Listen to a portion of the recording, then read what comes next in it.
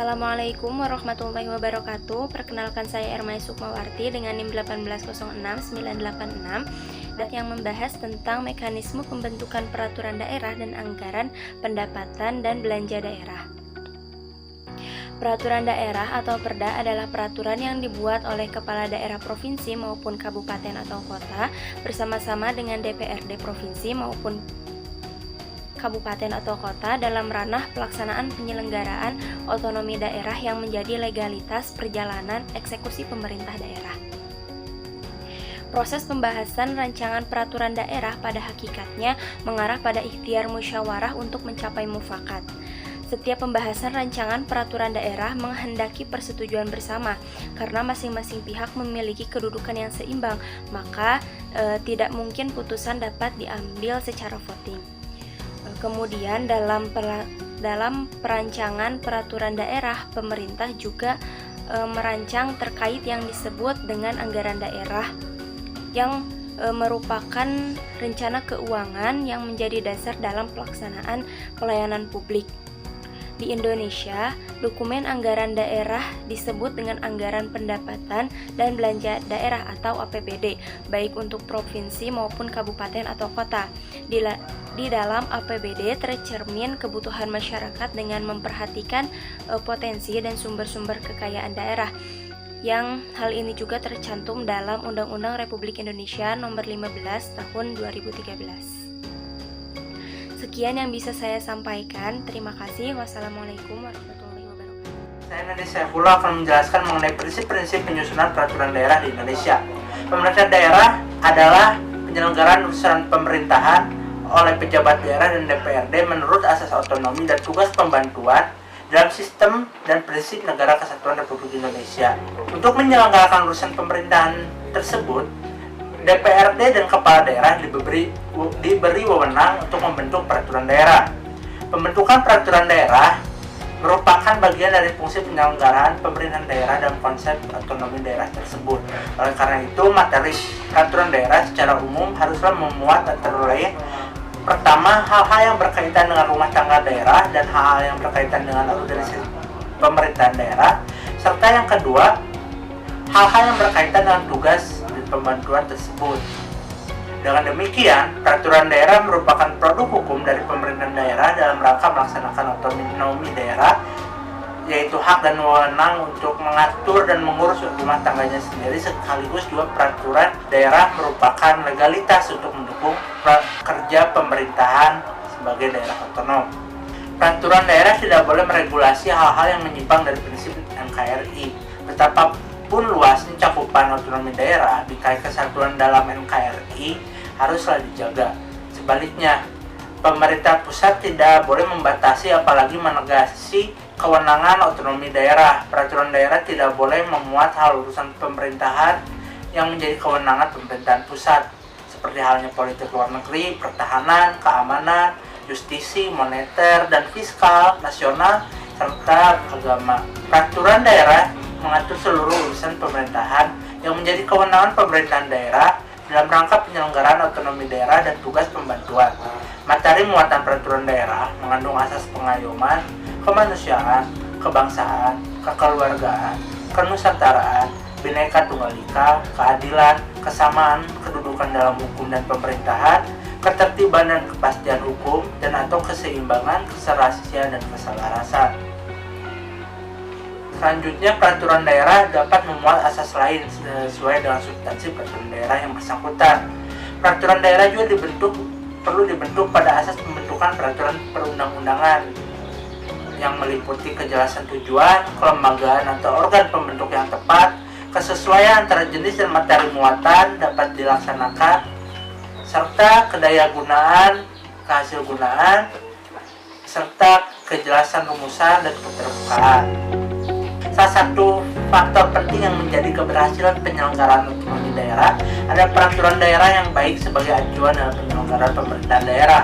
Keberadaan peraturan daerah yang baik yang sesuai dengan ketentuan yang berlaku merupakan faktor yang sangat menentukan bagi keberhasilan pelaksanaan otonomi daerah dan penyelenggaraan pemerintahan daerah. Dengan kata lain, salah satu ciri dari daerah otonom terletak pada kemampuan self-supporting dalam acuan hukumnya. termasuk di dalamnya ada kemampuan penyelenggaraan daerah dalam membentuk produk hukum daerah yang tepat dan sesuai dengan kondisi daerah.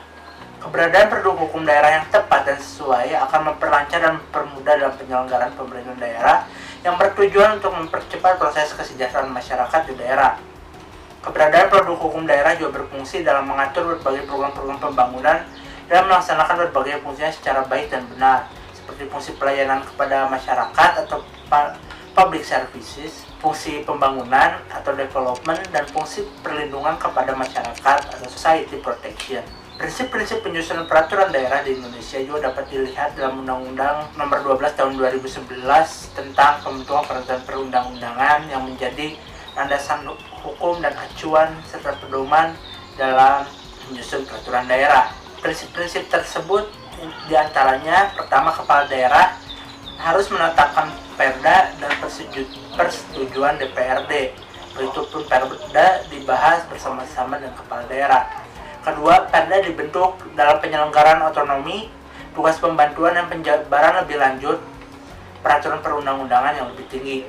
Ketiga, perda tidak boleh bertentangan dengan kepentingan umum, perda lain, atau peraturan perundang-undangan yang lebih tinggi.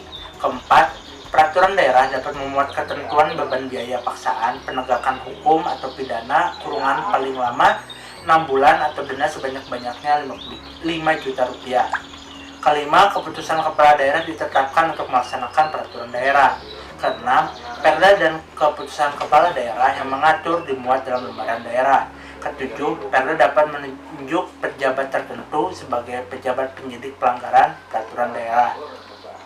Demikian yang bisa saya sampaikan. Saya Muhammad Mufli Darmawan. Di sini saya akan membahas mengenai syarat-syarat pembuatan undang-undang. Pertama adalah syarat filosofis. Syarat filosofis yaitu adanya hubungan nilai-nilai moral antara undang-undang yang akan dibuat dan juga keadaan masyarakat. Yang kedua adalah syarat yuridis. Syarat yuridis ini dibagi menjadi dua. Pertama adalah formal. Syarat formal yaitu merupakan peraturan hukum yang menjadi dasar dalam pembuatan peraturan hukum lainnya. Yang kedua adalah material. Material ini merupakan landasan dari segi material sekaligus sebagai tinjauan dari segi ilmu hukum maupun dari segi ilmu sosiologis. Selanjutnya, suatu peraturan perundang-undangan itu tidak berlaku abadi. Karena perkembangan masyarakat, maka peraturan juga mengalami perubahan atau dinyatakan tidak berlaku. Suatu peraturan bisa dinyatakan tidak berlaku apabila pertama dibatalkan, kedua undang-undang dinyatakan tidak berlaku dalam waktu tertentu, dan yang ketiga pada kenyataannya peraturan perundang-undangan tidak dapat diberlakukan lagi yang sesuai dengan perkembangan zaman. Selanjutnya, adanya tata urutan peraturan perundang-undangan memberikan beberapa konsekuensi yang perlu diperhatikan dalam setiap pembentukan peraturan perundang-undangan. Konsekuensi tersebut adalah: pertama, setiap produk peraturan perundang-undangan hanya dapat dikeluarkan oleh yang berwenang atau lembaga legislatif. Yang kedua adalah sejenis peraturan perundang-undangan hanya dapat memuat materi sesuai dengan tingkat jenis peraturan tersebut. Yang ketiga, peraturan perundang-undangan yang lebih rendah tidak boleh bertentangan dengan peraturan perundang-undangan yang lebih tinggi. Yang keempat, dikeluarkannya setiap produk peraturan perundang-undangan harus diarahkan dalam rangka menuju terwujudnya masyarakat sebagaimana yang telah diamanatkan dalam tujuan negara. Yang kelima, apabila terdapat suatu produk peraturan perundang-undangan yang tidak take asas dalam sistem peraturan perundang-undangan tersebut, maka akan berakibat rusaknya suatu sistem peraturan perundang-undangan. Dalam pembuatan peraturan perundang-undangan harus sesuai dengan prinsip-prinsip yang telah dijalankan dan juga yang telah ada. Salah satunya adalah prinsip hierarki. Dalam prinsip hierarki ini yang harus diperhatikan adalah bahwa peraturan perundang-undangan yang lebih rendah tidak boleh bertentangan dengan peraturan perundang-undangan yang lebih tinggi. Yang kedua, peraturan perundang-undangan hanya dapat dicabut, diubah, atau ditambah oleh atau dengan peraturan perundang-undangan yang sederajat atau yang lebih tinggi. Ketiga, peraturan perundang-undangan yang lebih rendah tingkatnya tidak mempunyai kekuatan hukum dan tidak mengikat apabila bertentangan dengan peraturan perundangan yang lebih tinggi. Keempat, materi yang seharusnya diatur oleh peraturan perundang-undangan yang lebih tinggi tingkatannya tidak dapat diatur oleh peraturan undang-undangan yang tidak sama sederajatnya. Terus selanjutnya, adalah landasan atau dasar peraturan perundang-undangan. Dalam landasan ini juga harus memperhatikan beberapa aspek, yaitu aspek sosiologis, aspek hukum, dan juga aspek lainnya. Dan yang ketiga, hanya peraturan perundang-undangan tertentu saja yang dijadikan sebagai landasan atau sebagai landasan yuridis. Salah satunya adalah seperti pembukaan Undang-Undang Dasar dan juga yang lainnya. Terus keempat, prinsip pengesahan peraturan perundang-undangan atau yang sering kita lebih dengan kata lainnya peraturan perundang-undangan baru menyampaikan peraturan perundang-undangan lamanya. Kelima adalah peraturan perundang-undangan yang bersifat khusus mengenyampingkan peraturan perundang-undangan yang bersifat umum. Dan yang terakhir, tiap jenis peraturan perundang-undangan materinya berbeda. Artinya, materi atau pembahasan di dalam peraturan perundang-undangan yang lebih tinggi atau yang dahulu diberlakukan tidak boleh diatur kembali dalam materi pada peraturan perundang-undangan yang lebih rendah di dalam hierarkinya. Terima kasih. Wassalamualaikum warahmatullahi wabarakatuh. Perkenalkan, nama saya Nurul Zulfa Zahra dengan 18.01651. Saya akan menjelaskan materi mengenai mekanisme penyusunan peraturan daerah yang ada di Indonesia berdasarkan perspektif kajian kebijakan publik.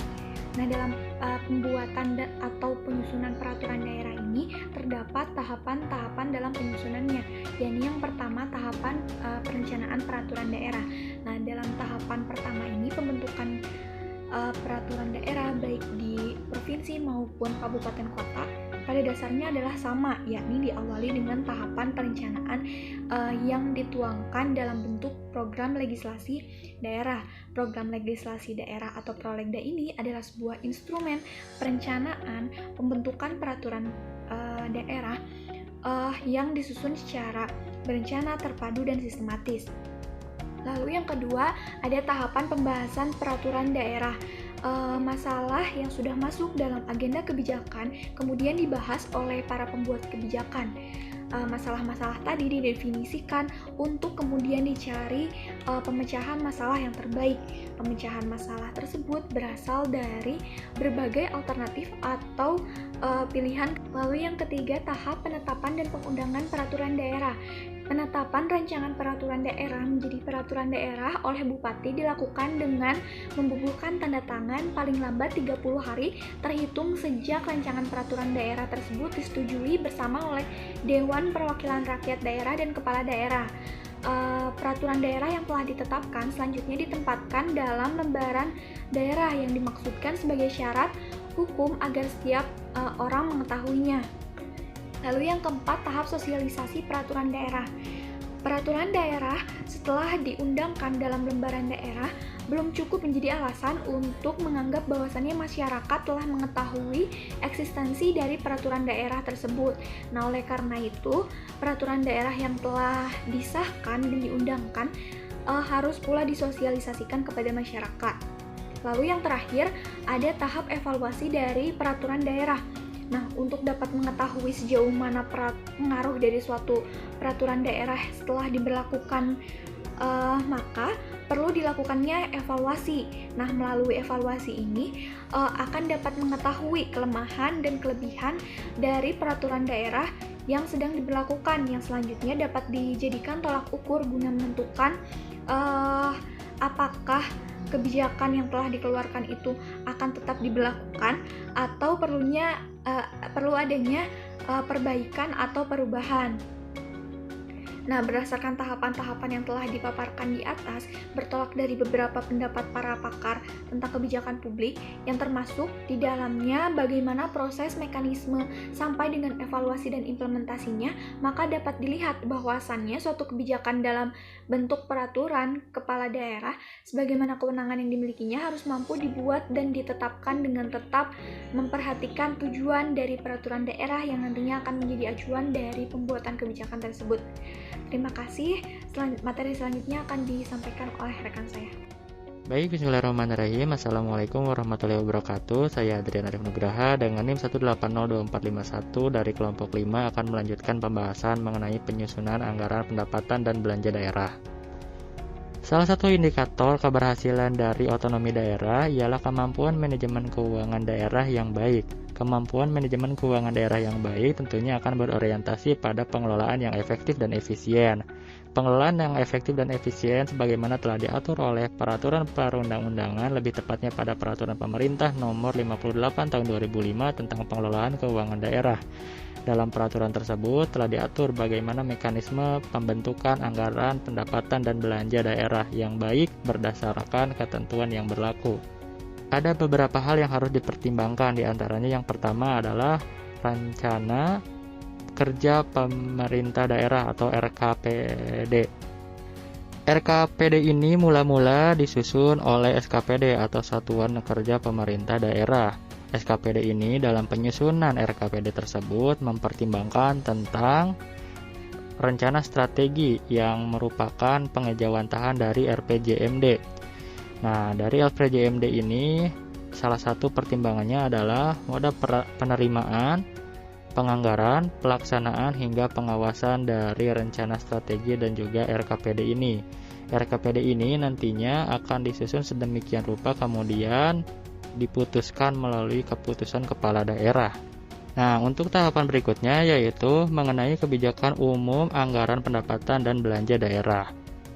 Untuk kebijakan umum ini sendiri memiliki 3 poin, yaitu salah satunya implikasi dari kebijakan umum ini. Sudah barang tentu bahwa kebijakan umum ini harus memiliki implikasi yang jelas tentang orientasi pembuatannya. Selain itu, juga perlu ditekankan kerjasama dari SKPD atau Satuan Kerja Perangkat Daerah dengan tim anggaran pemerintah daerah atau TAPD.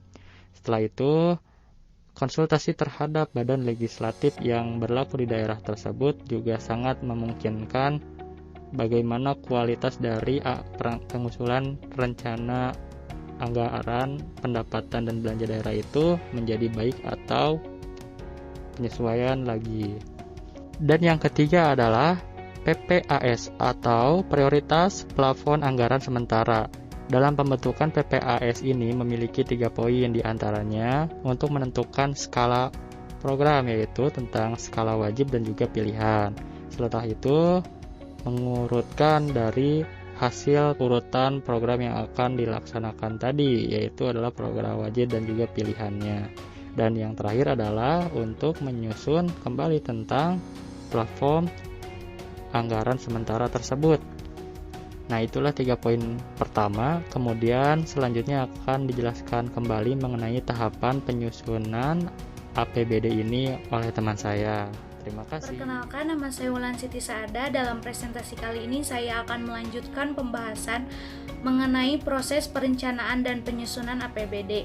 Dalam poin 4 terdapat penyusunan rencana kerja dan anggaran SKPD yang mana berpedoman pada penyusunan RKA SKPD yang mencakup PPAS yang dialokasikan untuk setiap kegiatan SKPD berikut dengan rencana pendapatan dan pembiayaan. Dan juga perlu adanya sinkronisasi program dan kegiatan antar SKPD. Juga butuh adanya batas waktu penyampaian RKA SKPD kepada PPKD, yang mana perlu adanya prinsip efisiensi, efektivitas, transparansi, dan akuntabilitas. Pada poin 5 terdapat penyusunan rancangan Perda APBD yang mana berdasarkan rancangan kerja anggaran SKPD yang telah disusun oleh SKPD, dilakukan pembahasan penyusunan Raperda oleh TAPD, yang mana dilakukan untuk menelaah keserasian antara rancangan kerja anggaran SKPD dengan KUA dan PPA. Poin yang terakhir terdapat penetapan APBD, yang mana rancangan Perda tentang APBD dan rancangan peraturan kepala daerah tentang penjabaran APBD yang telah dievaluasi dan ditetapkan oleh kepala daerah. Penetapan rancangan peraturan daerah tentang APBD dan peraturan kepala daerah tentang penjabaran APBD tersebut dilakukan paling lambat 31 Desember tahun anggaran sebelumnya. Sudah dijelaskan tadi dalam proses penyusunan APBD, maka dapat disimpulkan bahwa suatu kebijakan dalam bentuk anggaran pendapatan dan belanja daerah sebagaimana kewenangan yang dimilikinya harus mampu dibuat dan ditetapkan dengan memperhatikan kebutuhan dari masyarakat itu sendiri, yang mana dapat dijadikan sebagai acuan dalam membuat suatu kebijakan. Terima kasih. Warahmatullahi wabarakatuh. Perkenalkan, nama saya Yohana Oktaviani Lavan dengan NIM 1805522. Di sini akan menyimpulkan pembahasan atas pemaparan materi dari kelompok saya. Yang pertama itu ada prinsip-prinsip penyusunan peraturan daerah di Indonesia berdasarkan perspektif kebijakan publik. Nah, hal ini tercantum dalam Undang-Undang Nomor 12 Tahun 2011 tentang pembentukan peraturan perundang-undangan yang mengatur tentang prinsip mengenai peraturan daerah. Yang pertama itu, kepala daerah menetapkan perda dengan persetujuan DPRD. Yang kedua, perda dibentuk dalam penyelenggaraan otonomi, sehingga tugas pembantuan dan penjabaran lebih lanjut peraturan perundang-undangan yang lebih tinggi, sehingga perda tidak boleh bertentangan dengan kepentingan umum dan perda lain atau peraturan perundang-undangan yang lebih tinggi. Kemudian perda dapat memuat ketentuan beban biaya, paksaan penegakan hukum atau pidana kurungan paling lama 6 bulan atau denda sebanyak-banyaknya 5 juta rupiah. Keputusan kepala daerah ditetapkan untuk melaksanakan peraturan daerah. Kemudian peraturan daerah dan keputusan kepala daerah yang mengatur dimuat dalam lembaran daerah, dan perda dapat menunjuk pejabat tertentu sebagai pejabat penyidik pelanggaran. Yang kedua, ada mekanisme penyusunan peraturan daerah di Indonesia berdasarkan perspektif kebijakan publik. Nah, hal ini terdiri atas beberapa tahapan yang dimulai dari tahap perencanaan, pembahasan, teknik penyusunan, perumusan, pembahasan, pengesahan, pengundangan, dan penyebarluasan. Nah, adapun secara jelas hal tersebut terdiri dari 5 tahapan.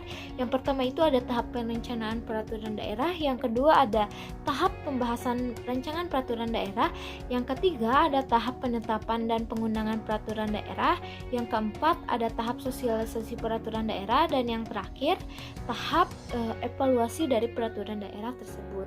Yang selanjutnya ada mekanisme penyusunan anggaran pendapatan dan belanja daerah di Indonesia dilihat dari perspektif kebijakan publik. Nah, dari segi perencanaan dan penyusunan APBD ini tercantum dalam Peraturan Pemerintah Nomor 58 Tahun 2005 tentang pengelolaan keuangan daerah, yang memiliki tahapan. Yang pertama ada penyusunan rencana kerja pemerintah daerah, yang kedua penyusunan rancangan kebijakan umum anggaran, yang ketiga ada penetapan prioritas dan plafon anggaran sementara, yang keempat ada penyusunan rencana kerja dan anggaran SKPD, yang kelima ada penyusunan rancangan perda APBD, dan yang terakhir ada penetapan APBD itu sendiri. Mungkin itu saja yang dapat kelompok kami sampaikan. Mohon maaf apabila banyak kekurangan. Terima kasih. Wassalamualaikum warahmatullahi wabarakatuh.